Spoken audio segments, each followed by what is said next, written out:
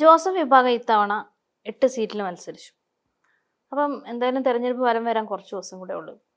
എന്തായിരിക്കും PJ. Joseph വിഭാഗത്തിന്റെ നീക്കം, അല്ലെങ്കിൽ അവരുടെ ഭാവി എന്തായിരിക്കും?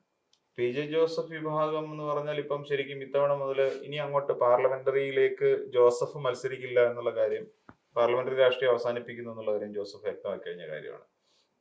അതുകൊണ്ട് തന്നെ ഇത്തവണ തൊടുപുഴയിൽ അദ്ദേഹത്തിന്റെ മകനാണ് മത്സരരംഗത്തേക്ക് ഇറങ്ങുന്നത്, അബു ജോൺ ജോസഫ്.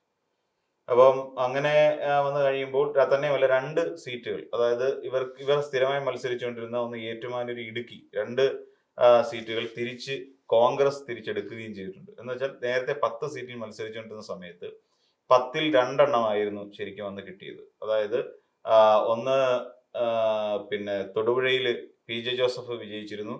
പിന്നെ അതോടൊപ്പം തന്നെ കടുത്തുരുത്തിയിൽ നമ്മുടെ മോൻസ് ജോസഫും വിജയിച്ചു. അപ്പൊ അങ്ങനെ 2 പേര് തന്നെയായിരുന്നു കഴിഞ്ഞ തവണ MLA-മാരായി ജോസഫ് ഗ്രൂപ്പിനുണ്ടായിരുന്നു. അല്ലെ UDF-ൽ ജോസഫ് ഗ്രൂപ്പിന്റെ സ്ട്രെങ്ത് അത്രമാത്രമായിരുന്നു. ബാക്കി വരുന്ന 8 സീറ്റുകളിൽ അവർ പരാജയപ്പെടുകയും ചെയ്തു. 8 സീറ്റുകളിൽ നല്ല രീതിക്ക് പരാജയപ്പെട്ടു പോയി എന്ന് പറയുന്നത്. പലയിടത്തും ഈ പറയുന്ന കേരള കോൺഗ്രസ് എമ്മിനോട് പരാജയപ്പെട്ടിട്ടുണ്ട്. അപ്പൊ അങ്ങനെ വന്ന ഒരു സവിശേഷമായ സാഹചര്യം പരിഗണിച്ചുകൊണ്ട് ഇത്തവണ 2 സീറ്റുകൾ തിരിച്ചെടുത്തു, ഇടുക്കിയും ഏറ്റുമാനൂരും. അവിടെ കോൺഗ്രസിന്റെ സ്ഥാനാർത്ഥികളെ മത്സരിപ്പിക്കാൻ തീരുമാനമായി. അങ്ങനെ അതിൽ ആദ്യം വലിയ പ്രതിഷേധമൊക്കെ ഉണ്ടായിരുന്നു, പറ്റില്ല എന്ന് പറയുന്ന ഒരു സ്റ്റാൻഡ്. അങ്ങനെയാണെങ്കിൽ അവർക്ക് വേറെ 2 സീറ്റ് വേറെ എവിടെയെങ്കിലും, ഇടുക്കിയും ഏറ്റുമാനൂരും തരാൻ തയ്യാറാണെങ്കിൽ വേറെ എവിടെയെങ്കിലും 2 സീറ്റ് കൂടി വേണം എന്ന് പറയുന്ന ഒരു ആവശ്യം സ്വാഭാവികമെന്നോണം അവർ ഉയർത്തുകയും ചെയ്തു. എന്നാൽ ഈ പറയുന്ന പി.ജെ. ജോസഫ് മത്സരിക്കുന്നില്ല, മത്സരരംഗത്തുനിന്ന് പിന്നിലേക്ക് വലിഞ്ഞ സാഹചര്യത്തിൽ അവർക്ക് സ്വാഭാവികമായി മനസ്സിലായി ഇനിയും ഒരു രാഷ്ട്രീയ യാത്ര എന്ന് പറഞ്ഞു കഴിഞ്ഞാൽ ജോസഫിനെ മുന്നിൽ നിർത്തിക്കൊണ്ടുള്ള പോക്ക് അസാധ്യമാണ്, ഇനിയും പോയിട്ട് കാര്യമൊന്നുമില്ല. അതുകൊണ്ട് മകൻ സാരഥ്യം ഏറ്റെടുത്തു. നേരത്തെ തന്നെ ഇതിന്റെ പല കീ ചുമതലകളും അല്ലെങ്കിൽ താക്കോൽ ചുമതലകളെല്ലാം തന്നെ കൃത്യമായി അബു ജോൺ ജോസഫ് ഏറ്റെടുക്കുകയുണ്ടായി. കാര്യം അച്ഛനെ കൊണ്ട് ഇനിയും കാര്യങ്ങളൊന്നും മുന്നോട്ട് കൊണ്ടുപോകാൻ കഴിയില്ല എന്ന് പുള്ളിക്കാരന് മനസ്സിലായിട്ടുണ്ട്. അപ്പൊ പിന്നെ തന്നെയല്ല, ഇവർക്ക് വടക്കൻ മേഖലയിൽ കുറവല്ലാത്ത വിധത്തിലുള്ള ഒരു പിന്നെ നമ്മൾ വിചാരിക്കും മധ്യ കേരളത്തിൽ മാത്രമല്ല, വടക്കോട്ടുള്ള പല മേഖലകളിലും ഇവർക്ക് അത്യാവശ്യം സ്വാധീനമുണ്ട്. കാര്യം പലയിടത്തും കുടിയേറ്റ കർഷകർ ധാരാളമായി ഉള്ള ഭാഗങ്ങളാണ്. കണ്ണൂർ, കാസർഗോഡ് ഭാഗത്തിന്റെ, വയനാട് മേഖലയുടെയൊക്കെ കിഴക്കൻ മേഖലകളല്ല. അപ്പൊ അവിടെ ഈ കുടിയേറ്റ കർഷകരൊക്കെ ധാരാളമായി പോകുന്നുണ്ട്. അപ്പം ഇടുക്കിയിൽ നിന്ന് കോട്ടയത്തു നിന്നൊക്കെ പോയിട്ടുണ്ട്. അപ്പൊ അങ്ങനെ ആ മേഖലകളിലും ഇവർക്ക് അത്യാവശ്യം സ്വാധീനമുള്ള മേഖലകളാണ്. പക്ഷെ അവിടെയെല്ലാം ഈ പറയുന്ന പോലെ കേരള കോൺഗ്രസ് എമ്മും വളരുന്നുണ്ട്. ഇപ്പൊ ഈ 2 കേരള കോൺഗ്രസ് ആയതുകൊണ്ട് തന്നെ കേരള കോൺഗ്രസ് ജെ ഇപ്പം കേരള കോൺഗ്രസ് എമ്മിനെ അപേക്ഷിച്ച് നോക്കിയാൽ ജോസഫിന്റെ ഗ്രൂപ്പ് ഇന്ന് കേരളത്തിൽ ഇനിയും ഈ ഒരു 5 വർഷം കൂടെ കഴിയുമ്പോൾ മിക്കപ്പോഴും ഉണ്ടാകാനുള്ള സാധ്യത ഉണ്ടോ എന്ന് സംശയമാണ്. മിക്കവാറും ഇതിനുള്ള ഒരു സാധ്യത എന്ന് പറഞ്ഞാൽ ഈ ജോസഫ് ഗ്രൂപ്പ് ഒന്നുകിൽ മാണി ഗ്രൂപ്പുമായി കൈകൊടുത്തുകൊണ്ട് അവരൊരുമിച്ച് ഒരു കേരള കോൺഗ്രസ് എന്ന് പറയുന്ന ഒരു നിലയിലേക്ക് പോകാനുള്ള സാധ്യതയുണ്ട്. അപ്പം കാരണം പി.ജെ. ജോസഫിന്റെ ഏകദേശം 19 വയസ്സിന് മേളിൽ പ്രായമുണ്ട്, 85 വയസ്സിന് മേളിൽ എന്ത് പ്രായമായി പി.ജെ. ജോസഫിന്. അപ്പൊ അത്രയും പ്രായമുള്ള ഒരാളെ കൊണ്ട് ഇനിയും ഇത് കൊണ്ട് പോകാനും കഴിയില്ല. പി.ജെ. ജോസഫിനുണ്ടായിരുന്ന ഒരു പ്രാധാന്യം ഈ മുന്നണിക്കുള്ളിൽ പോലും അബു ജോൺ ജോസഫിന് ഇല്ല എന്നത് മാത്രമല്ല, പലർക്കും ഈ നേതാക്കന്മാർക്കിടയിലും അതോടെ അണികൾക്കിടയിലും 2 അഭിപ്രായം നിലനിൽക്കുന്നുമുണ്ട്.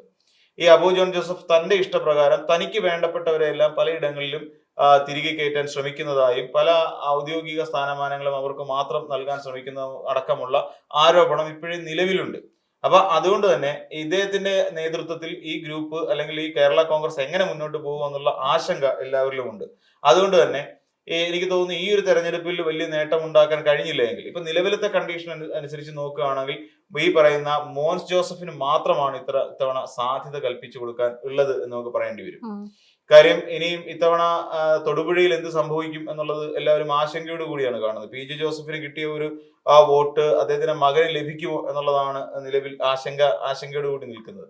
ഇപ്പൊ കടുത്തുരുത്തിയെ സംബന്ധിച്ചിടത്തോളം കടുത്തുരുത്തിയിൽ ഇത്തവണയും മോൻസ് ജോസഫ് തന്നെ ജയിക്കാനാണ് സാധ്യത. അപ്പൊ നിലവിൽ 8 സീറ്റിൽ ഒരെണ്ണം മാത്രമേ നമുക്ക് ഷുവർട്ടി കൊടുക്കാൻ പറ്റുള്ളൂ. അതായത് 100% ഉറപ്പ് എന്ന് പറയാൻ പറ്റിയ ഒരൊറ്റ സീറ്റ് മാത്രമേ പി.ജെ. ജോസഫിന് നിലവിലുള്ളൂ, ആ കടുത്തുരുത്തി മാത്രം, മോൻസ് ജോസഫിന്റെ.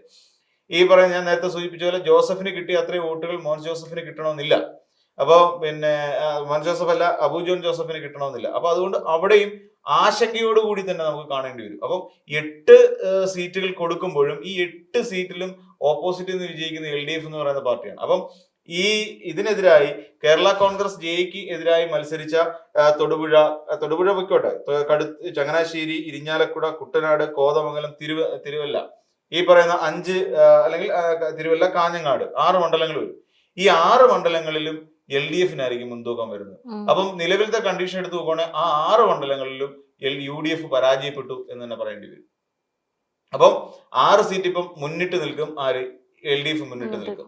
അപ്പൊ ഇവിടെ എങ്ങനെയൊക്കെയാണ്, ഇപ്പൊ ചങ്ങനാശ്ശേരിയെ സംബന്ധിച്ചിടത്തോളം വിനു ജോബ് എന്ന് പറയുന്ന ഒരു സ്ഥാനാർത്ഥിയാണ്, അഡ്വക്കേറ്റ് ബിനു ജോബാണ് അവിടെ മത്സരിക്കുന്നത്. അപ്പൊ അതിന് ഓപ്പോസിറ്റ് അവിടെ ജോബ് മൈക്കിൾ എന്ന് പറയുന്ന നിലവിൽ അവിടെയുള്ള ഒരു MLA തന്നെയാണ് ഇപ്പൊ മത്സരിക്കുന്നത്. പൊതുവിൽ നമുക്കറിയാം ഒരു MLA-യോടും പിന്നെ അല്ലെങ്കിൽ നിലവിൽ LDF MLA-മാരോട് അത്ര മോശം അഭിപ്രായമൊന്നും ആർക്കും ഇല്ല, പൊതുജനത്തിനില്ല. കാര്യം അവരവരുടെ മണ്ഡലങ്ങളിൽ വേണ്ടത്ര വികസന പദ്ധതികൾ നടപ്പിലാക്കി കഴിഞ്ഞ ആളുകൾ തന്നെയാണ്. അപ്പം അങ്ങനെ വരുമ്പോൾ ചങ്ങനാശ്ശേരിയിൽ വിനു ജോബ് എന്ന് പറയുന്ന സ്ഥാനാർത്ഥിയെ സംബന്ധിച്ചിടത്തോളം അവിടുത്തെ ജോബ് മൈക്കിളിനെ പരാജയപ്പെടുത്തി മുന്നോട്ട് പോവുക എന്ന് പറയുന്ന ഒരു അസാധ്യമായ പ്രവണത തന്നെയാണ്.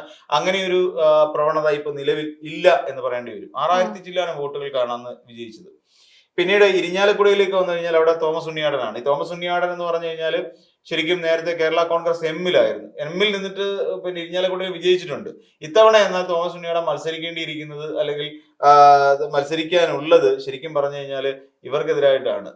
ആർ ബിന്ദു എന്ന് പറയുന്ന ഉന്നത വിദ്യാഭ്യാസ വകുപ്പ് മന്ത്രിക്കെതിരായിട്ടാണ് ഇരിഞ്ഞാലക്കുടയിൽ ഇത്തവണ മത്സരം ഉണ്ടായത്. മത്സരം കുറച്ച് ടൈറ്റ് ആവും. കാര്യം ആർ ബിന്ദുവിനെ പരാജയപ്പെടുത്താൻ വേണ്ടിയിട്ട് ഒരു നീക്കം നടക്കുന്നുണ്ട് എന്ന് നമുക്ക് സംശയിക്കേണ്ടിയിരിക്കുന്നു. അപ്പൊ അതുകൊണ്ട് തന്നെ അവിടെ ഒരു നിലവിൽ മത്സരം ടൈറ്റ് ആണെങ്കിൽ തന്നെയും തോമസ് ഉണ്ണിയാടൻ എന്ന് പറയുന്ന ഒരു നേതാവിന് അവിടെ നിന്ന് വിജയിച്ചു കയറാൻ കഴിയുമോ എന്നുള്ളതും നമുക്ക് സംശയത്തിന് ഇട കൊടുക്കുന്ന ഒരു കാര്യമാണ്. ശരിക്കും പറഞ്ഞു കഴിഞ്ഞാല് 2001 മുതൽ തന്നെ ഏകദേശം 2011 വരെ ഈ പറയുന്ന 10 വർഷക്കാലം തോമസ് ഉണ്ണിയാടൻ അവിടെ നിന്ന് നിയമസഭ പ്രതിനിധീകരിച്ചിട്ടുണ്ട്. പക്ഷെ ആ സമയത്തെല്ലാം അദ്ദേഹം കേരള കോൺഗ്രസ് എം ആയിരുന്നു.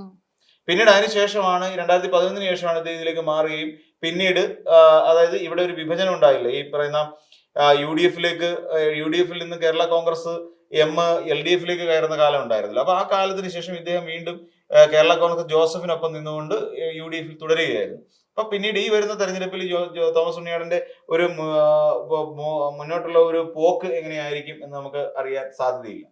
പിന്നീട് കുട്ടനാട് മണ്ഡലമാണ്. കുട്ടനാട് മണ്ഡലത്തിൽ KC ജോസഫ് എനിക്ക് തോന്നുന്നു 2001 അവിടെ KC ജോസഫ് ഏറ്റവും അവസാനമായിട്ട് വിജയിച്ച ഒരു കേരള കോൺഗ്രസ് നേതാവ് KC ജോസഫാണ്.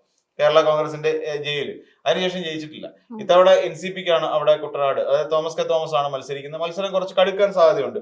ഇത്തവണ അവിടെ നിന്ന് റെജി ചെറിയാൻ എന്ന് പറയുന്ന സ്ഥാനാർത്ഥിയാണ് ഇത്തവണ ജോസഫിന് വേണ്ടി പിന്നെ ജോസഫ് ഗ്രൂപ്പിന് വേണ്ടി മത്സരിക്കാൻ ഇറങ്ങുന്നത്.